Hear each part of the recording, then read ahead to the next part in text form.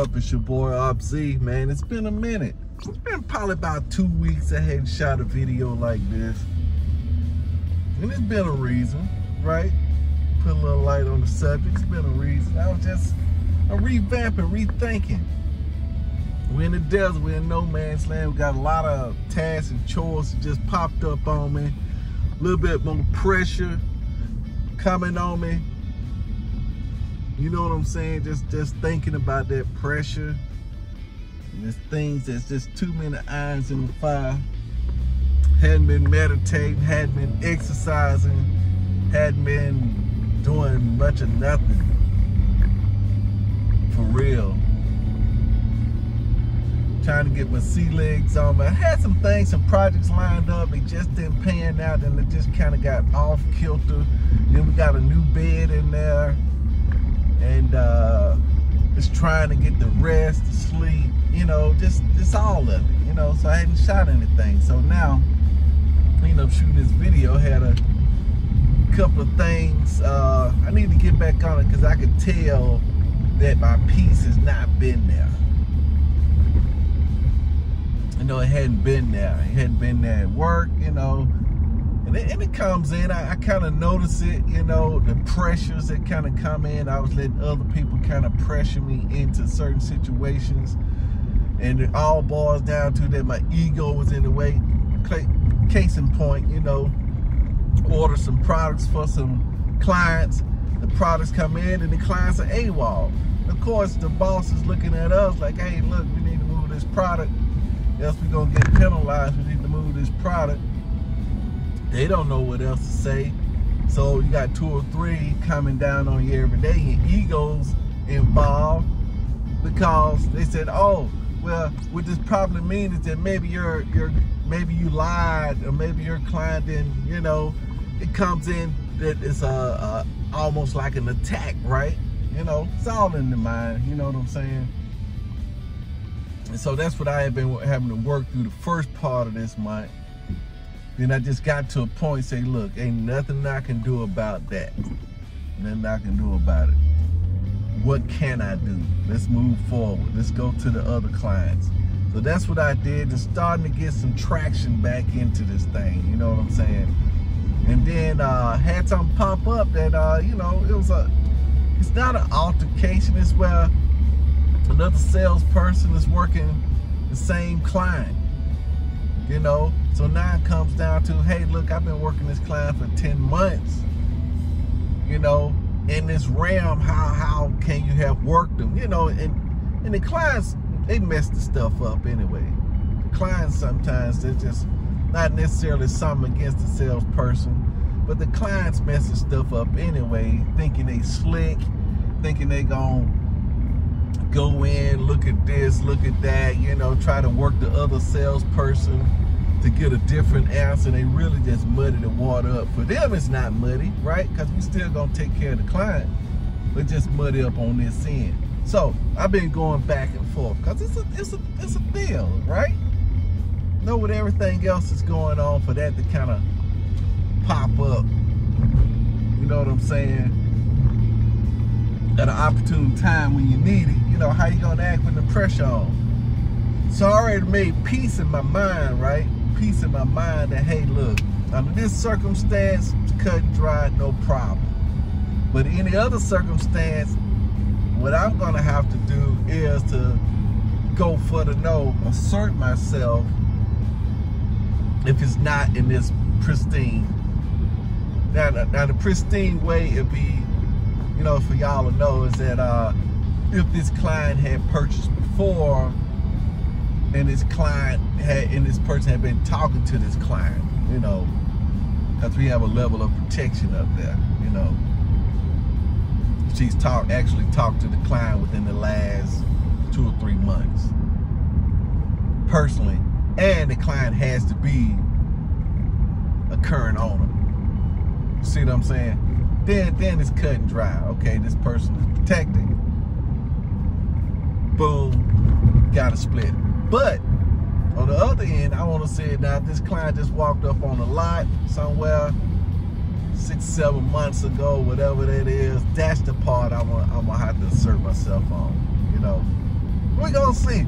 But I'm already at peace with it anyway. But that's what's been rolling down in my mind, and I know that I'm at peace with it. But it's rolling in my mind in the form of worry for some reason, and then I hadn't been able to shake it. So that's why I'm in here shooting the video with you. And plus my wife, she's taking her test, and I think it's a little bit of that anxiousness coming from her as well too. And the whole climate, it's a little climate that's going around, you know what I'm saying? Like everybody say, when the sun out, man, everybody happy. But when it's been raining for 3 days, 4 days, 5 days a week, which it has literally, then it's different. You know what I'm saying? And everything ain't going. Then you have to dig a little deeper, dig a little longer. Then the old ideas and stuff kind of pop up. You know, ideas and problems kind of pop up.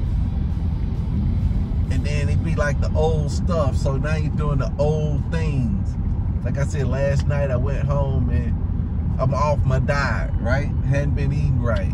Since my wife been busy, ain't no groceries. I gotta go and get groceries, which I'm probably gonna do tonight, go get me some groceries. Cause I know if I go, like I said, last night I had a hamburger, the night before that I tried to have it, but I was eating late, stuff like that. And like I said, not exercising, not getting back into my regimen. I just haven't been getting prayed up. I've been reading my Bible, but just hadn't been into it, out of the groove, right? So I got to get back into the groove is what I'm getting to. I think the way to kind of, and Creflo was saying something about obedience, right? I like this teaching on obedience. He say, your obedience, we need to treat obedience as a fruit. We treat obedience as an act, something that we have to perform, which we do, but he was saying it's not our responsibility. I like that. It's not our responsibility to be obedient. All we have to do is focus on the one thing, and that's Jesus Christ and his finished work. That should be my only focus, and believe that he did what he did, believe that everything is taken care of, believe in him alone, and all these things will be added. You know what I'm saying? So that's what he was saying. And then I never heard that in the form that obedience is one of those things, because if he is obedient, which he was, then by me believing in him, being in him, then obedience comes on me.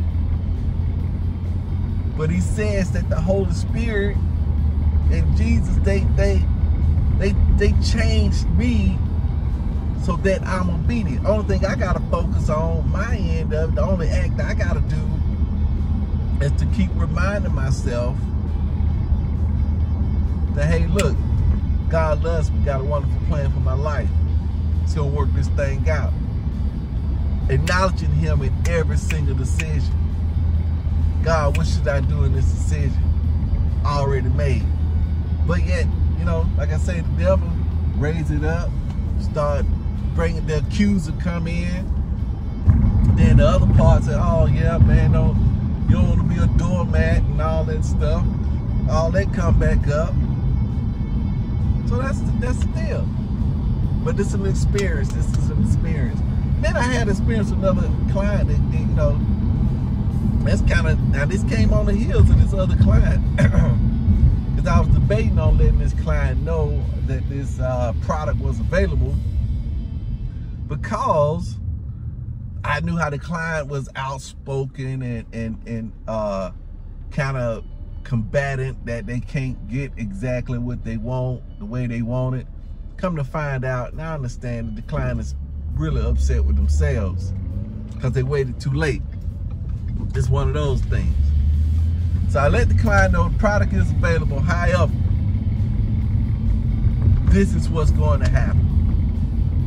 Do you want to, this product is going to be modified. Do you want to go ahead and try to make an offer before the modifications? I can take an offer to him, but it's not going to be It's got to be something that's gonna make him say, "No, I'm not gonna modify this," because he gets such a good profit out of this modified to give up that profit. Oh well, I'm a previous. Now that ain't gonna work. I'm gonna need the cash. The cash. So of course the client was like, "Hey, look, I'm gonna call your boss, the manufacturer, or whatever, tell them that you guys don't want to sell me the thing." And, hey, you're welcome to do that. You know, hey, look, with it, how do I sleep at night? I'm not, ma'am, I'm an employee. I called you.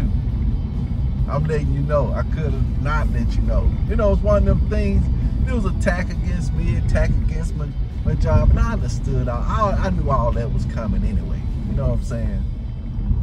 But it still roused some stuff up in me. You know what I'm saying? It still did that. It's because I knew it was coming. And so now I knew that part of me was going to be awakened. Then how was I going to handle it? How can I keep my calm, keep my cool, keep my composure? So it was a workout. And I'm still sore. Hey, just like a regular workout. But I know I worked something out. See what I'm saying? Because I'm still a little bit sore, I know I worked something out because I went into the experience, because that's what I am. I'm a spiritual being having a human experience. I went into the experience on purpose. On purpose, knowing that's what I want to do. That's the part of me that I'm working on. Y'all know, if you looked at any of my previous videos, y'all know that's the part of me that I'm working on. The go for no part of me is what I'm working on. The risk-taking part of me is what I'm working on. That I can't please everybody. Everybody's not gonna be happy.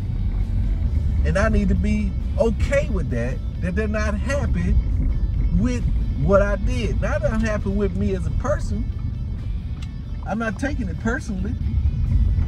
But they're just unhappy with me, unhappy with the news that I gave them. See, I didn't even make the news. See, I was getting into a position where I was taking it personally for just bringing the unfavorable news. And really, it was just my assumption that the news is unfavorable. All news is not unfavorable. You see what I'm saying?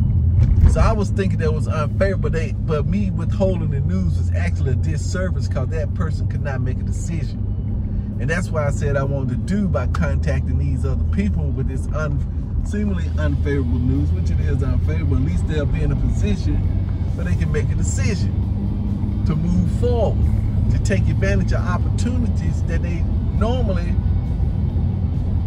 would have passed over because they still thought they had this opportunity. Hey, look, this opportunity is gone. You see another opportunity, you need to take it. But let my ego be in the part, my greed be in the part where, hey, why would I do that?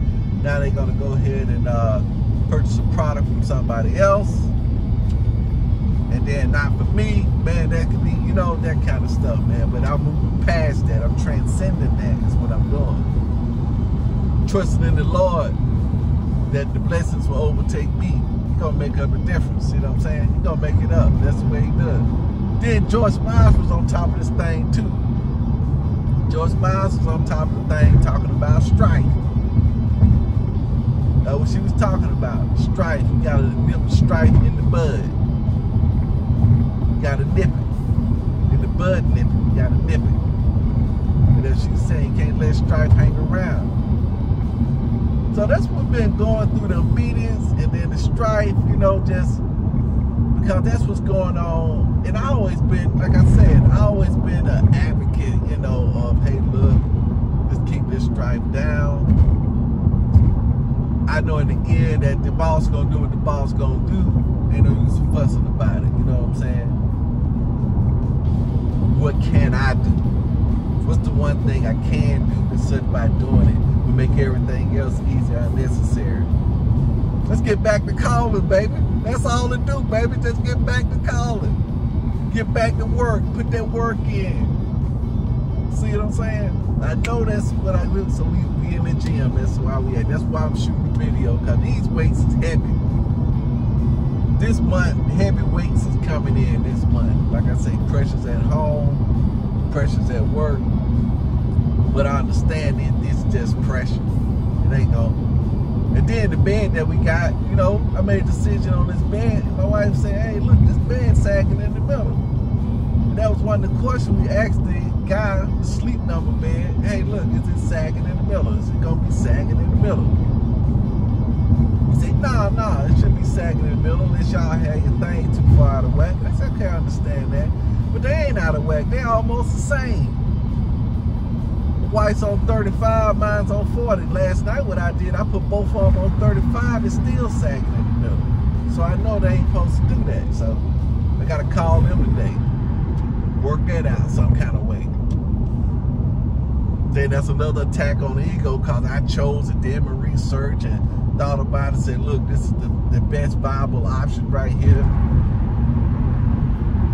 Because between that and going with a purple mattress, that was the other one, the purple mattress. You're going with those two, so felt that. You know, every little decision, somebody don't work out right, somebody questioning it, it's always attack on that ego. I'm smashing it down, you know what I'm saying? I got to get back to my meditating too, because my ego been telling me you ain't got enough time to go in there for no hour. You ain't got an hour to go in there, man. Sit here and watch Hogan's Heroes for an hour, which I did. 2 hours, to be exact. Watch endless TV, surfing the web, looking at deal news for 2 hours. See what I'm saying? That thing will trick you. So I told my wife she gonna be studying tonight. She said, look. I said, look, you going to the station? You're gonna be where? Oh yeah, I'm gonna be back home. Yeah. I said, I just want to know that I need to come straight on home. No, I don't be hanging out, come straight home. So now I know I'm going straight home, right? But I need to set a plan up before I get there. I need to exercise. I need to clean up because that's got me behind too. I need to clean up. I need to do something when I get there. I need to go ahead and already set up, and I need to go ahead and eat before I get there. Because I can't come home and start eating. So that's the deal. So now you know, I just playing a little catch up. It's just a little catch up. But I did open my account for Comic-Con. So me and my son, we're going to go to Comic-Con next year. We've been wanting to go for the last 4, 5, 10 years. We're going next year regardless. Saving the cheese up. We're going to go. We're going to get the tickets. I'm going to ask my wife if she want to go. We're gonna see. I know my daughter may want to go. They like stuff like that. We're just gonna see what they're gonna do. We're gonna see what they're gonna do. Can all us bus over there? If not, like I say, me and my son, we got to go. Got to go. I gotta go out there with him. You know what I'm saying? I'm gonna have to. Ain't no ifs, ands, or buts about it. Yeah, ain't no ifs, ands, or buts about it. I need to check on that refund policy though. I always check on that. That's what I'm saying. Alright, I'm almost to my destination. I'm gonna listen to a little bit more Pastor because he was talking about timing. But I do like that fresh idea on obedience is the fruit. You will know them by their fruit. Everything is supposed to be fruit. My only thing is the one thing is to focus on Jesus. Believe in his finished work. Remind myself, look up clues to help convince me of his finished work. That's all I gotta do. That's all the work I do. And exercise. Yeah, I gotta exercise.